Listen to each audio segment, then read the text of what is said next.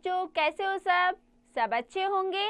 तो चलिए आज का हम अपना अध्याय आरंभ करते हैं। आज हम पढ़ेंगे बेटा भाषा, लिपि और व्याकरण के बारे में। तो जो भाषा हम बोल रहे हैं वो कैसे हम बोल रहे हैं, किस प्रकार से हम उसका प्रयोग कर रहे हैं और वो भाषा क्या होती है। तो हम चलिए अपने पाठ के माध्यम से पढ़ते हैं भाषा, लिपि और व्याकरण।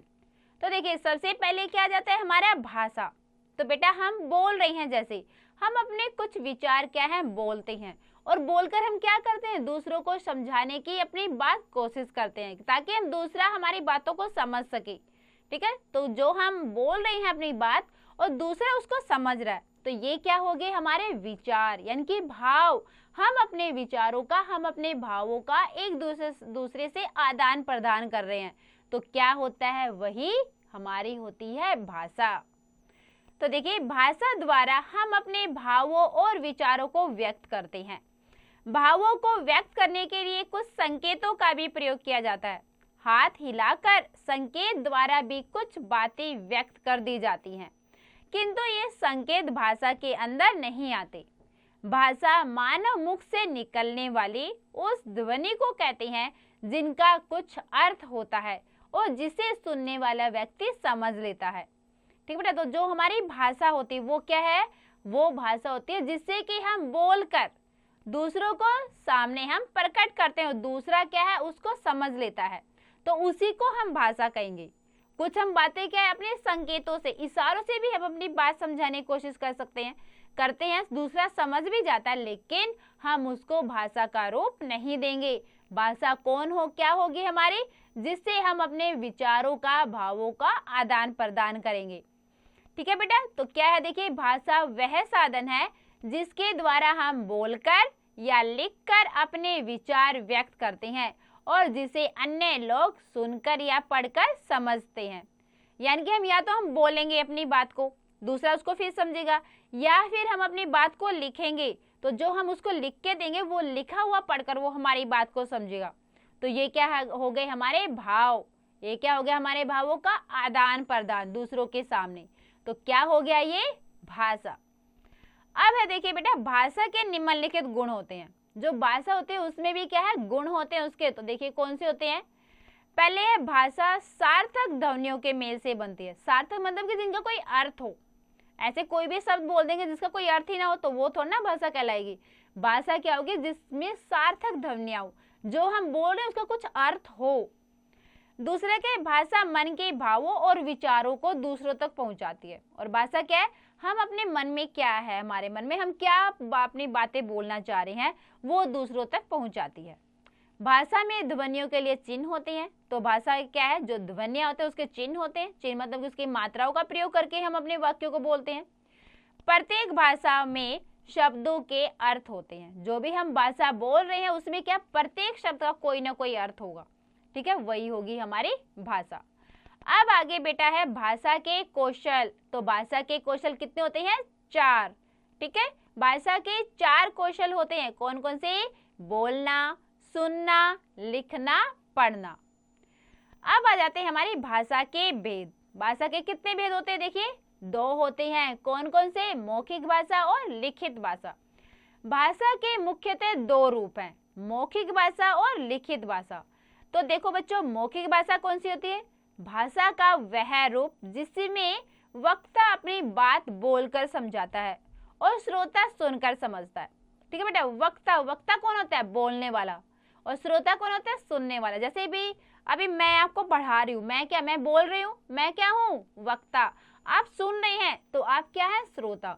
यानी कि जब वक्ता अपनी बात बोल रहा है और श्रोता उसको सुनकर समझ रहा है, ठीक है, तो वो क्या हो जाती है हमारी मौखिक भाषा। उसे हम क्या कहेंगे, मौखिक भाषा। जैसे आपस में बातचीत करना, भाषण देना, टेलीफोन पर बातें करना, ये किस में आ जाते हैं, हमारे मौखिक भाषा में। यह भाषा का आरंभिक और अनौपचारिक रूप था जो स्थायी नहीं होता था। इसे सुरक्षित नहीं रखा जा सकता था और न ही इसे दूर दूर तक पहुंच पाना संभव था, परंतु वर्तमान में ऐसा नहीं है। ठीक है, तो ये जो हमारी भाषा है मौखिक भाषा, ये क्या कौन सा था, आरंभिक रूप था और अनौपचारिकता, यानी कि हम इसको सुरक्षित नहीं रख सकते थे कि हम तो सिर्फ बोल रहे हैं, तो बोली हुई बातें कैसे सुरक्षित हो रह सकती हैं। अगर हम लिखेंगे तो लिखकर तो हम सुरक्षित रख सकते हैं अपने विचारों को, लेकिन बोली हुई तो हम कभी भी भूल भी जाएंगे कि उस दिन हमने क्या कहा था, क्या बोला था। ठीक है, तो हम इनको दूर दूर तक भी नहीं पहुंचा सकते हैं मुंह से बोलकर, क्यों, और अगर लिखा हुआ तो ही पहुंचा सकते हैं, बोला हो तो नहीं पहुंचा पाएंगे हम। आज संचार के माध्यमों में, लेकिन आज वर्तमान में बहुत ज्यादा प्रगति हो गई है, उन्नति हो गई है आज के युग में।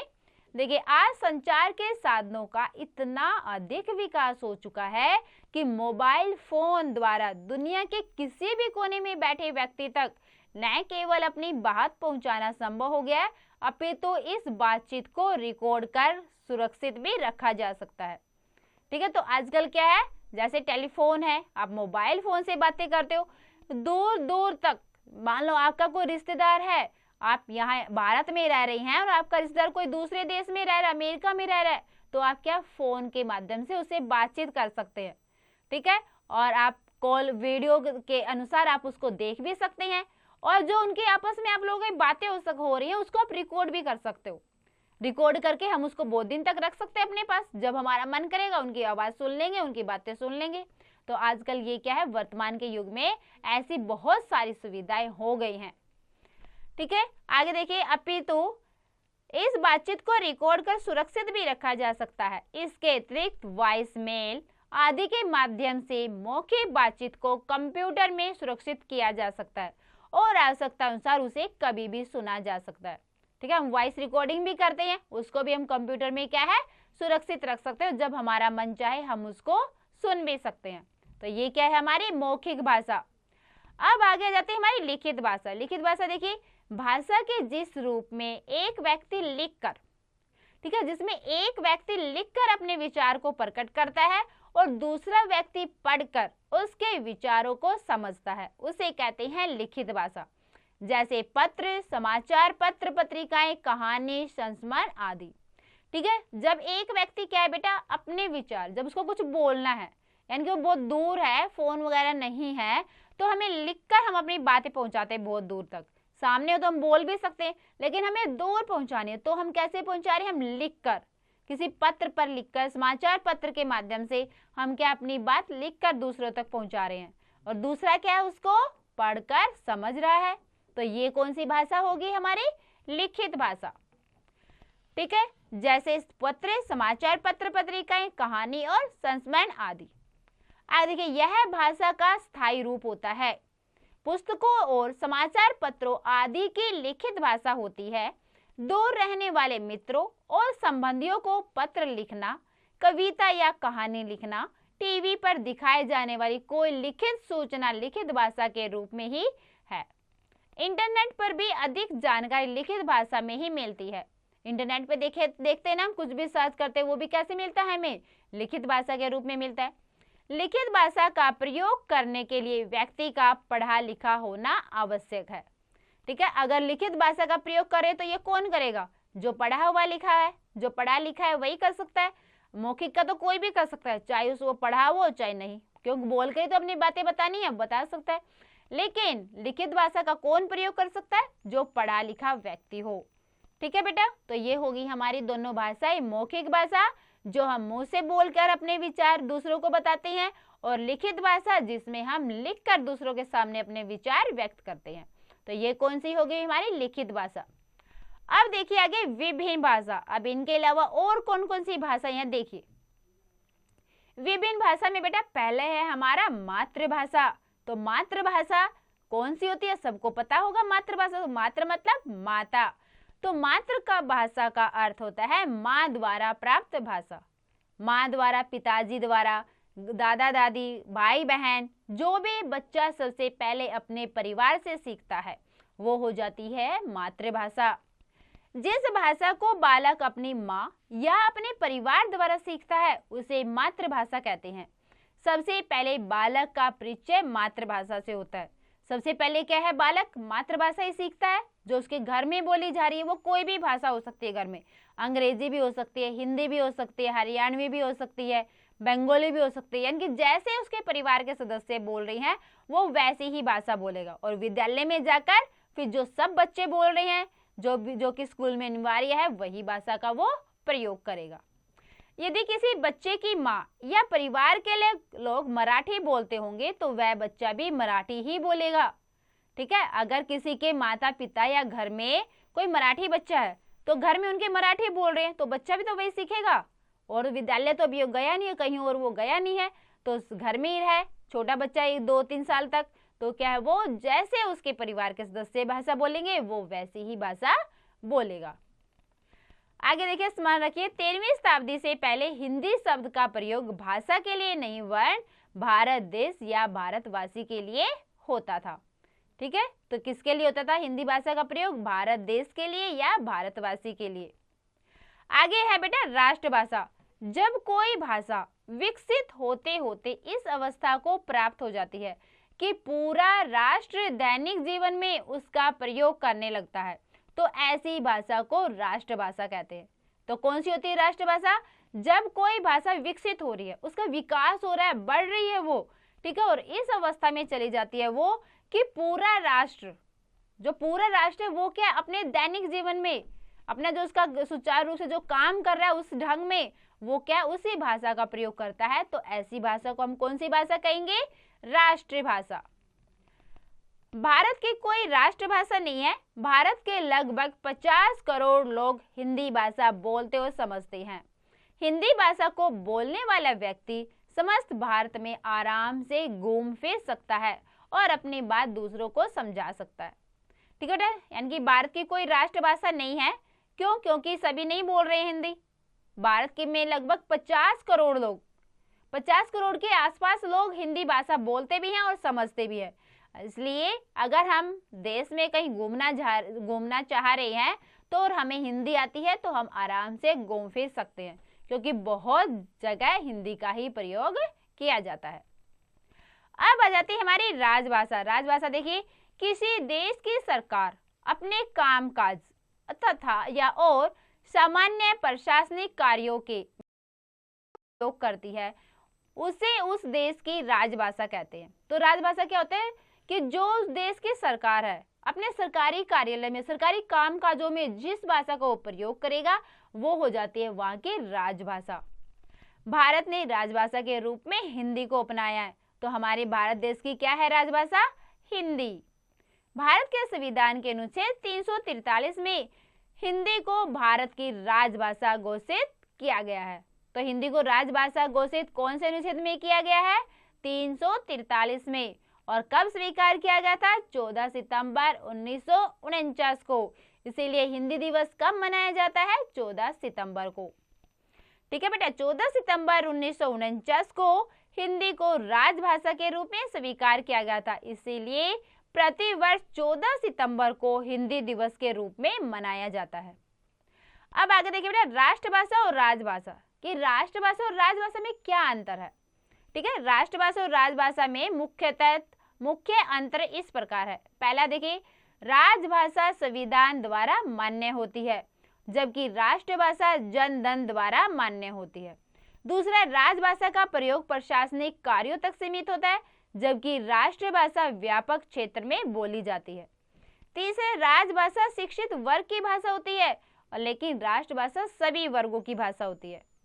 आगे बेटा, राजभाषा कोई विदेशी भाषा भी हो सकती है किंतु राष्ट्रभाषा देश की सर्वाधिक सबसे अधिक लोकप्रिय भाषा होती है।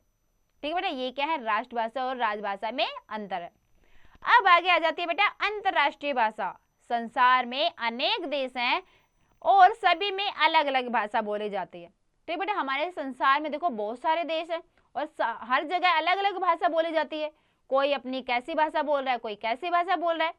जैसे ब्रिटेन में अंग्रेजी बोलते हैं, जर्मनी में जर्मन, फ्रांस में फ्रेंच, चीन में चीनी, जापान में जापानी आदि। ठीक है, अंग्रेजी विश्व के कई देशों में बोली और समझी जाती है। जो अंग्रेजी है वो क्या विश्व के कई देश ऐसे हैं जहां पर ये बोली भी जाएगी और समझी भी जाएगी। इसीलिए इसे अंतर्राष्ट्रीय भाषा के रूप में स्वीकार किया गया। इसीलिए अंग्रेजी को कौन सी भाषा के रूप में स्वीकार किया गया? अंतर्राष्ट्रीय भाषा के रूप में। अब आगे बोली एवं उपभाषा। बोली क्या होता है? बोली क्या होता है? एक सीमित क्षेत्र में बोले जाने वाला भाषा का स्थायी रूप। जो कि एक छोटे से क्षेत्र में बोला जाता है, हर जगह उसका प्रयोग नहीं होता है, एक सीमित क्षेत्र है उसका, वहां पर ही वो बोला। बोली का साहित्य लिखित न होकर मौखिक ही रहता है। जो बोली है बेटा वो क्या होता है, लिखित नहीं होती, वो मौखिक ही रहती है, क्योंकि उसमें क्या है, ज्यादातर मुहावरे, कहावतें, हरियाणवी और ये बोली जाती है। ठीक है, बोली में ही मुहावरे, लोकोक्तियां, लोकगीत, लोक कथाओं आदि का सौंदर्य देखा जाता है। इससे एक अचल विशेष प्रभावित होता है। लिखित साहित्य के अतिरिक्त अन्य सभी प्रकार का सौंदर्य बोली से प्रचलित मौखिक रूप होने के कारण यह स्थान स्थान पर बदलती रहती है, अतः इसका क्षेत्र सीमित होता है। इसकी तुलना में भाषा का क्षेत्र व्यापक होता है। ठीक है, इसका क्षेत्र क्या सीमित होता है, यानी कि बहुत ही कम होता है, और जबकि भाषा का क्षेत्र क्या व्यापक होता है, बहुत लंबे स्तर पर होता है। ठीक है, तो देखिए जैसे क्षेत्र के आधार पर हिंदी बोलियों का विभाजन, यानी कि क्षेत्र के आधार पर हिंदी कैसे विभाजित की जाती है। देखिए पहला है पश्चिमी हिंदी। पश्चिमी हिंदी में कौन कौन सी आ जाती है, खड़ी बोली, हरियाणवी, ब्रजभाषा, बुंदेली और कन्नौजी आदि। फिर है पूर्वी हिंदी। पूर्वी हिंदी में कौन सी है, अवधी, बघेली, छत्तीसगढ़ी आदि। फिर है पहाड़ी हिंदी। पहाड़ी हिंदी में कौन सी है, गढ़वाली, हिमाचली, कुमाऊनी, मंडयाली। और फिर है बिहारी हिंदी। बिहारी हिंदी में मैथिली, मगही, भोजपुरी, अंगका, वंजिका, चह आदि। आगे है राजस्थानी हिंदी। राजस्थानी में कौन सी बेटा, देखिए जयपुरी, जोधपुरी, मेवाड़ी, हाड़ौती और मेवाती आदि, ये कौन सी है, राजस्थानी। अब देखो बेटा ये अलग अलग क्षेत्र दिए गए, अलग अलग जगह दी गई हैं, अलग अलग उनकी बोलियां बताई, क्योंकि इन क्षेत्रों में ऐसी बोलियां बोली जाती है। ठीक है, तो बोली क्या हुआ, एक सीमित क्षेत्र में बोला जाने वाला भाषा का स्थायी रूप क्या कहलाता है, बोली कहलाता है। अब आगे आ जाती है हमारी उपभाषा। उपभाषा क्या है, जब बोली का क्षेत्र बढ़ जाता है। ठीक है, एक तो सीमित क्षेत्र में हो गया बोली, लेकिन जब उसका क्षेत्र बढ़ जाता है, उसमें साहित्य रचना भी की जाती है, तो बोली उपभाषा बन जाती है। जैसे खड़ी बोली, मैथिली, अवधी और ब्रजभाषा, ये चारों ही बोलियां हैं। कौन सी बोलियां, खड़ी बोली, मैथिली, अवधी और ब्रजभाषा, ये क्या है, खड़ी बोली है। ये चारों ही बोलियां, किंतु इनमें साहित्य की रचना की गई, लेकिन फिर भी इनमें साहित्य की रचना की इन बोलियों में, खड़ी बोली बोला गया इनको, और इनमें क्या, इन बोलियों में को क्या है, ये सारी बोलियां भी हैं, लेकिन इनमें क्या साहित्य की रचना की गई है। इस कारण ये चारों उपभाषाएं बन गई हैं। इन चारों में ही उत्तम साहित्य उपलब्ध है। तो इन चारों बोलियों में, कौन सी चारों बोलियों में, खड़ी बोली, मैथिली, अवधी और ब्रजभाषा, इन चारों बोलियों में ये इतनी अच्छी बोलियां हो गई हैं कि ये चारों क्या है, उपभाषाएं बन गई हैं, और इन चारों में ही उत्तम साहित्य उपलब्ध है। अब आगे जाती है बेटा हमारी लिपि। लिपि में क्या है, देखो किसी भाषा की विभिन्न ध्वनियों को दर्शाने के लिए कुछ चिन्ह निश्चित कर दिए जाते हैं। अब देखो बेटा भाषा क्या है, उसकी विभिन्न ध्वनियों को दर्शाएंगे, जैसे जब हम बोल रहे हैं वो दर्शाने के लिए क्या करते हैं, कुछ चिन्हों का प्रयोग करते हैं। ठीक है, वो तो जो चिन्ह है उसे क्या कहते हैं, उस भाषा की लिपि कहते हैं। इन चिन्हों का ज्ञान होने पर ही भाषा को पढ़ना और लिखना संभव होता है। ठीक है बेटा, अगर इन चिन्हों को हम ज्ञान होगा, हमें इनको अगर हम पढ़ेंगे और लिखेंगे हम, तभी ये संभव हो सकता है जब हमें पढ़ना लिखना आता हो। आगे बेटा भाषा के लिखित रूप को लिपि कहते हैं। तो लिपि किसे कहते हैं, भाषा के लिखित रूप को।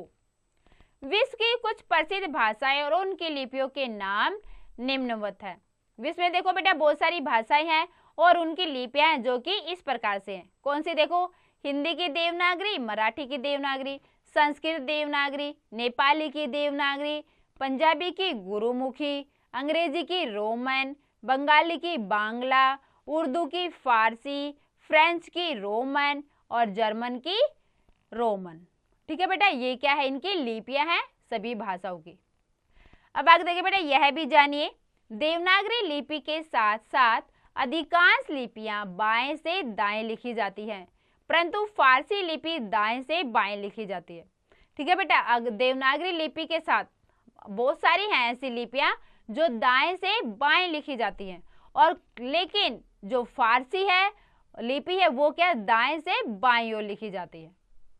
कंप्यूटर पर यूनिकोड द्वारा देवनागरी में लिखे लेख का किसी भी भाषा में अनुवाद किया जा सकता है।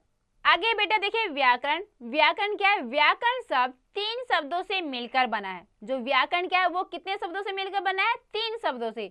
कौन से? वी जमा आ जमा करण, जिसका अर्थ होता है भली भांति समझना। भाषा वाक्यों से मिलकर बनती है, वाक्य शब्दों से मिलकर बनते हैं और शब्द मूल ध्वनियों से मिलकर बनते हैं। अतः व्याकरण भाषा पर आधारित है। इसे हम निम्नवत परिभाषित कर सकते हैं। तो बेटा जो व्याकरण है, व्याकरण क्या होता है? व्याकरण में बेटा हम शुद्ध रूप से लिखना, बोलना और पढ़ना सीखते हैं।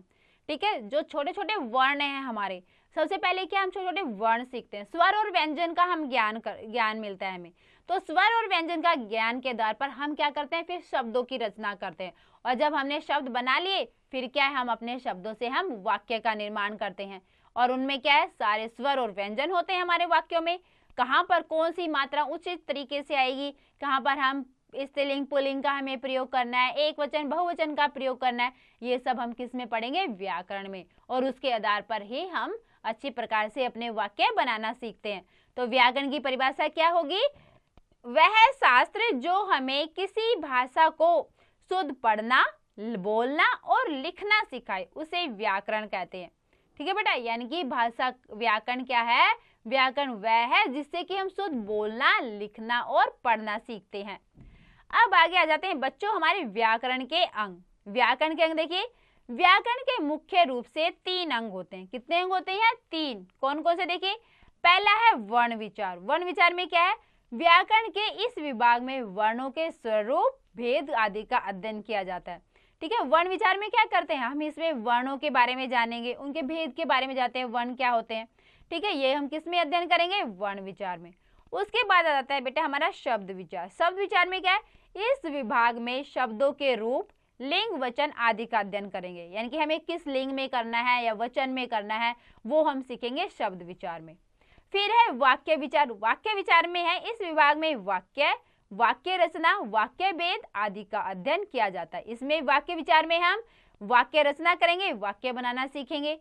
ठीक है, आदि का हम अध्ययन किसमें करेंगे? वाक्य विचार में। अब आ जाता है बेटा साहित्य। साहित्य देखिए क्या है? प्रत्येक भाषा में ज्ञान का अथाह भंडार है, वह पीढ़ियों से संचित होता आ रहा है। यह ज्ञान ही साहित्य है। साहित्य ज्ञान का संचित कोश है, यह युगों से एकत्रित ज्ञान का भंडार है। ठीक है बेटा, तो साहित्य क्या है? प्रत्येक भाषा में ज्ञान का अथाह भंडार है, यानी कि जो भी भाषा उसमें ज्ञान भरा हुआ है, बहुत ज्यादा ज्ञान है, बस उसको क्या है, हमें प्राप्त करना होता है। यह पीढ़ियों से संचित होता आ रहा है। संचित मतलब कि इकट्ठा होता जा रहा है, ये पीढ़ी दर पीढ़ी होता जा रहा है, इकट्ठा होता जा रहा है और ये हमारे पास आ रहा है। यह ज्ञान ही साहित्य है। जो ये ज्ञान हमें मिल रहा है किताबों के माध्यम से या दूसरे ज्ञान की चीजों के माध्यम से, वही क्या है? साहित्य है। साहित्य ज्ञान का संचित कोश है। जो साहित्य है वो क्या है? ज्ञान का संचित कोश, यानी कि इकट्ठा करा हुआ खजाना है। ठीक है, वह युगों से एकत्रित ज्ञान का भंडार है। युगों से यानी कि बहुत पुराने से, प्राचीन काल से चला आ रहा है, जो कि इकट्ठा किया हुआ क्या है? वो एक ज्ञान का भंडार है। साहित्य को मुख्यतः बेटा 2 रूपों में बांटा गया। कौन कौन सा? गद्य साहित्य और पद्य साहित्य। गद्य साहित्य में क्या आता है? हमारी गद्य साहित्य में कहानी, निबंध, उपन्यास, नाटक, संस्मरण आदि आते हैं और पद्य साहित्य में कविता, गीत आदि आते हैं। ठीक है बेटा, ये था हमारा साहित्य। अब देखिए बेटा हमने इस चैप्टर में, इस पाठ में क्या पढ़ा? देखिए, पहला है भाषा विचारों और भावों की अभिव्यक्ति का साधन है। इसके 2 रूप होते हैं, लिखित और मौखिक। दूसरा है देश व संसार में अनेक भाषाएं बोली जाती हैं। हिंदी हमारी राजभाषा और राष्ट्रभाषा है। आगे भाषा के क्षेत्रीय रूप को बोली कहते हैं।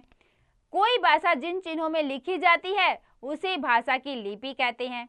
वह शास्त्र जो किसी भाषा को शुद्ध लिखना, पढ़ना, बोलना सिखाता है उसे व्याकरण कहते हैं। व्याकरण के 3 अंग हैं, वर्ण विचार, शब्द विचार, वाक्य विचार। आगे है ज्ञान राशि के संचित कोश को साहित्य कहते हैं। यह गद्य और पद्य 2 रूपों में लिखा जाता है। तो बेटा आपने पढ़ा, बहुत अच्छा लगा होगा पढ़ के, भाषा, लिपि और व्याकरण के बारे में जानकर। इसको बहुत ध्यान से समझना बेटा और अच्छी से इसका एक बार और आप अभ्यास करना।